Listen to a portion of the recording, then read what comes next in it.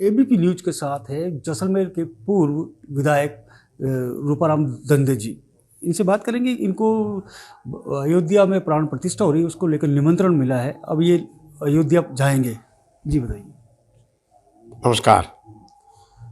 आयोजन समिति ने मुझे जो 22 तारीख को प्राण प्रतिष्ठा हो रही है रामलला मंदिर की, उसे मुझे आमंत्रित किया है। भारत देश में उस दिन मेन फंक्शन में जो 2000 लोगों को विशेष करके आमंत्रित किया गया है, जिसमें 150 राजस्थान से हैं, उसमें से जैसलमेर ज़िले में मुझे आमंत्रित किया गया है। मैं भाग्यशाली मानता हूँ कि इस मुख्य आयोजन में मुझे भी आमंत्रित किया। मैं जैसलमेर ज़िले और मेरे जो भी फॉलोअर्स हैं उनकी तरफ से वहाँ जाके इस भव्य समारोह में उपस्थित होऊंगा और रामलला से प्रार्थना करूँगा कि जैसलमेर ज़िले का, राजस्थान का और देश का दिन दूनी और रात चौगुनी प्रगति हो। और मुझे बड़ी खुशी हुई है। मैं अभी जोधपुर में हूँ आपके साथ। सुबह फ्लाइट से मैं जाऊँगा लखनऊ और प्रातः परसों जाके रामलला के दर्शन करेंगे। वहाँ मंदिर की पूरी निरीक्षण करेंगे, देखेंगे, अवलोकन करेंगे, लाभ लेंगे और परसों मैं वापस आऊँगा। जी, जिस तरह से आप भगवान श्री राम के प्राण प्रतिष्ठा में शामिल हो रहे हैं, आपको बहुत खुशी है और आप आशीर्वाद भी ले रहे हैं। एक और दूसरी ओर देखा जाए तो आपकी पार्टी कांग्रेस वो लगातार इसका विरोध कर रही है। आला कमान जो आला नेता है वो मना कर रहे हैं कि हम नहीं जाएंगे। राजनीतिक अखाड़ा हो रहा है। राम के भगत पूरे विश्व में रहते हैं, सिर्फ भारतवर्ष में ही नहीं। मैं कांग्रेस पार्टी से हूँ, ये बात तो बिल्कुल सही है, कांग्रेस से हूँ, लेकिन मैं भारतवासी हूँ। मेरे को पार्टी से चयन करके कोई पार्टी की तरफ टीम जाती है नहीं भेजा गया हूँ।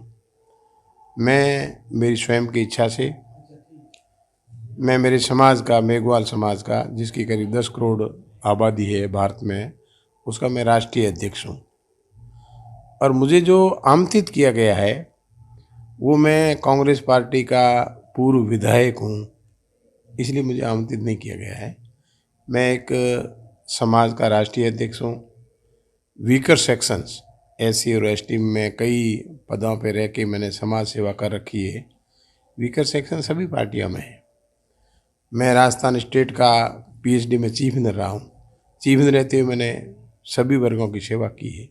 तो ये पार्टी के नाम पे मुझे न तो आमंत्रित किया गया है और न मैं पार्टी की तरफ से जा रहा हूँ, लेकिन मैं कांग्रेस पार्टी की तरह हूँ। पूर्ण वफादारी से पार्टी के साथ काम कर रहा हूँ, करता रहूँगा। ये विषय एक अलग है। रामलला के आमंत्रण समिति ने मुझे आमंत्रित किया और मैं दर्शन लाभ लेने जा रहा हूँ। जी, आप रामलला के दर्शन लाभ लेने के लिए जा रहे हैं। आप रामलला के जो दर्शन लाभ ले रहे हैं, ये जो ऐतिहासिक पल है इसमें आप शामिल हो रहे हैं, इसको लेके आप में किस तरह की उत्सुकता है? मुझे हर भारतीय में जो राम के फॉलोअर्स है, अधिकतर है, उनको लंबे समय से इस क्षण का इंतजार था, मुझे भी था। और मुझे ऐसी कल्पना नहीं थी, यूँ तो थी मंदिर बनेगा तो दर्शन करने जाएंगे, लाभ लेने, लेकिन मुझे ये कतई आभास नहीं था जो प्राण प्रतिष्ठा होगी उसमें भारत के गिने चुने लोगों को आमंत्रित किया जाएगा, उसमें मुझे भी न्योता मिलेगा। हम लोगों ने बचपन में वो दिन भी देखे हैं, जैसे अपने देश में लगता है। कई बार वीकर सेक्शंस आप अखबारों में पढ़ते होंगे, आप न्यूज़ में देखते होंगे, अनुसूचित जाति जनजातियों को मंदिर प्रवेश करने नहीं दिया जाता है, ऐसा भी आपने सुना होगा।